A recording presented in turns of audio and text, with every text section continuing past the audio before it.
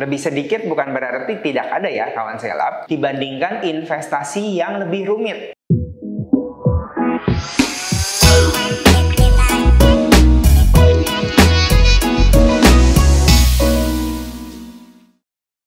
Di sini Ko Erwin, salam cuan. Ayo belajar bisnis di Scale-up Channel. Halo kawan scale-up, apakah saat ini kalian sudah mempunyai reksadana? Kemudian menurut kalian apakah investasi reksadana itu merupakan pilihan yang tepat bagi milenial? Daripada kawan scale-up bingung karena pertanyaan Ko Erwin, ayo kita bahas ya semuanya. Reksadana itu kanan apa ya? Bukan. Reksadana itu adalah wadah untuk menghimpun dana masyarakat yang dikelola oleh badan hukum yang bernama manajer investasi atau kita singkat MI. Selanjutnya MI menginvestasikan dana tersebut ke dalam surat berharga seperti saham, obligasi, maupun instrumen pasar uang. Dana yang ada dalam reksadana adalah dana bersama para pemodal, sedangkan manajer investasi atau MI adalah pihak yang dipercaya untuk mengelola dana tersebut. Jenis-jenis reksadana itu ada apa aja ya? Sebenarnya banyak sekali ya kawan scale-up. Cuman kalian akan bahas yang paling umum aja. Yang pertama, yang paling terkenal adalah reksadana saham. Nah, ini memiliki potensi imbal hasil paling tinggi di antara jenis reksadana lainnya. Dalam 10 tahun terakhir, secara rata-rata industri, reksadana saham memberikan imbal hasil 18% dalam setahun. Namun tentunya dengan imbal hasil yang tinggi, resikonya juga tinggi ya kawan scale-up. Yang kedua ada reksadana campuran. Sesuai dengan namanya, merupakan reksadana yang berisi portfolio kombinasi antara saham dan obligasi. Lalu ada juga reksadana obligasi yang berisi surat hutang, baik surat hutang korporasi maupun surat hutang negara. Resikonya lebih rendah ketimbang reksadana saham maupun reksadana campuran. Lalu ada juga yang terakhir adalah reksadana pasar uang. Nah, ini yang kaum investor milenial sebut adalah dana kiamat. Reksadana ini berisi dana tunai atau obligasi yang akan jatuh tempo. Imbal hasilnya biasanya sedikit di atas deposito. Karena itu reksadana pasar uang sangat terkenal, dan reksadana ini juga merupakan reksadana yang paling aman di antara reksadana lainnya karena resikonya paling rendah.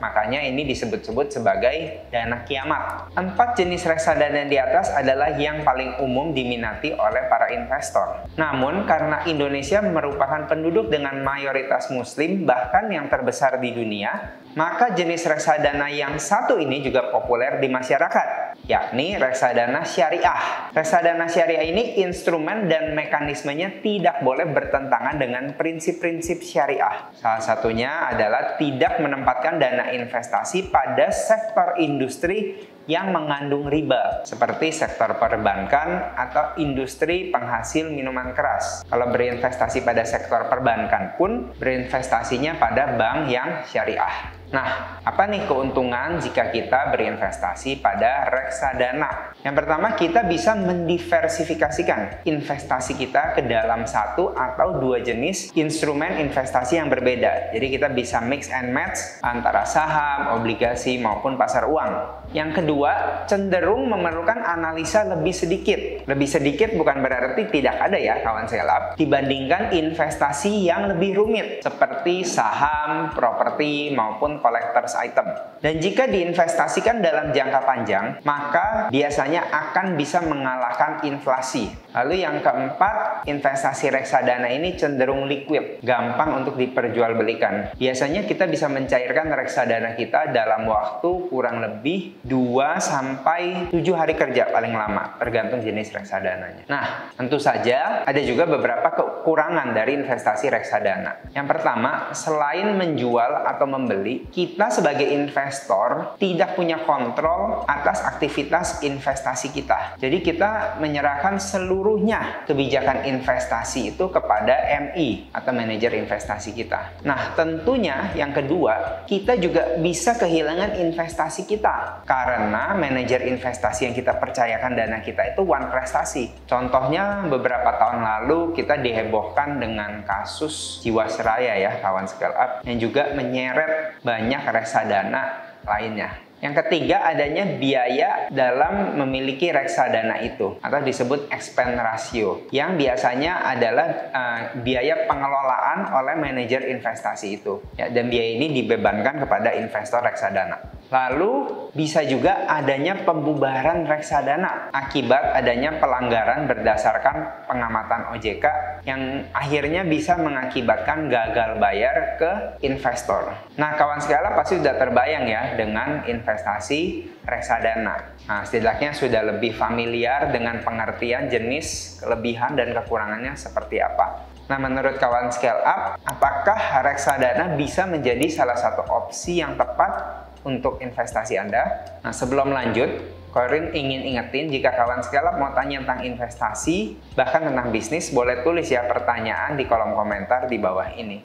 Bagaimana sih cara kita untuk berinvestasi ke dalam reksadana? Yang pertama, kita pilih dulu lembaga yang menjual produk reksadana tersebut. Saat ini sudah banyak sekali lembaga yang menjual reksadana. Ya, ada lembaga yang tradisional seperti bank, asuransi. Ya, namun kita juga melihat banyak sekali lembaga atau institusi online yang bermunculan. Ya, seperti Bibit, Bareksa, bahkan juga broker-broker online seperti iPod. Dan Corin tidak disponsorin ya oleh mereka, cuman ya kalau kawan sekalian mau investasi, boleh investasi di beberapa lembaga ini.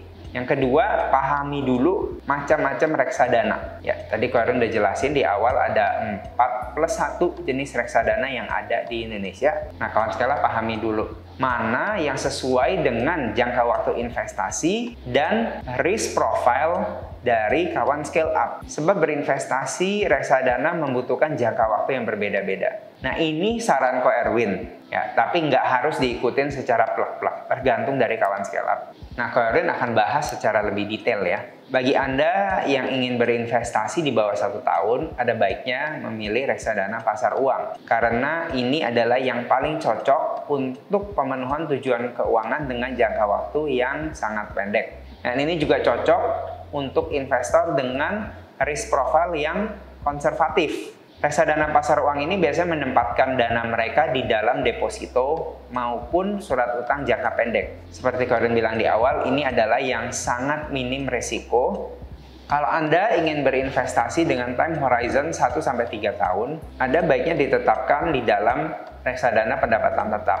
Ini untuk investor dengan profil resiko masih konservatif menurut Erwin. Potensi hasil investasinya biasanya lebih tinggi dari reksadana pasar uang maupun deposito. Dan investasi reksadana pendapatan tetap ini menginvestasikan ke dalam berbagai obligasi jangka pendek, jangka menengah, dan jangka panjang, baik yang diterbitkan oleh pemerintah maupun pihak swasta. Kalau Anda memiliki tenor, memiliki time horizon 3-5 tahun, Anda boleh memilih reksadana campuran. Ini berisi campuran instrumen pasar uang, pendapatan tetap atau obligasi, dan saham. Dan ini cocok untuk Anda yang memiliki risk profile moderat maupun sampai agresif. Dan bagi Anda yang memiliki time horizon di atas 5 tahun, tentunya cocok untuk memiliki reksadana saham.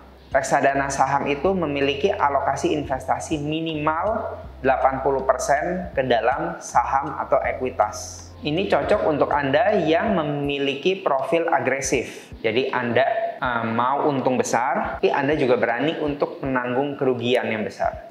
Nah, ada tips tambahan dalam investasi reksadana. Pastikan Anda sudah melakukan background check manajer investasinya, lalu track record perusahaannya, dan juga penting untuk melihat AUM atau total nilai asset under management-nya. Semakin besar AUM-nya, resikonya untuk default semakin kecil.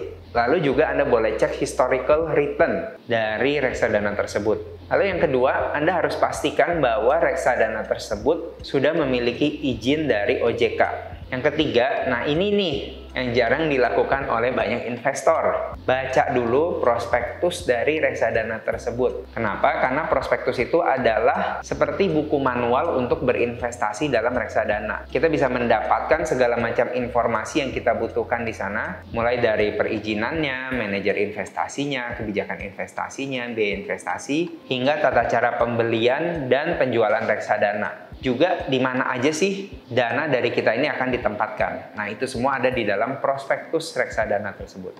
Kalian yakin saat ini kawan scale up sudah nggak bingung lagi ya tentang investasi reksadana?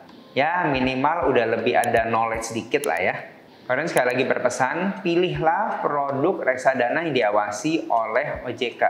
Jadi investasi yang kita lakukan menjadi aman. Nah, sebagai penutup, kawan scale up, jika Anda merasa punya pengalaman, pertanyaan, atau sharing tentang pengalaman investasi, boleh banget ya tulis pada kolom komentar di bawah ini. Nanti Korwin jawab. Akhir kata, Korwin pamit, terus belajar bisnis, cuan pun ngalir delas. Salam cuan. Jadi, reksadana merupakan salah satu Nah, apakah menurut kawan scale?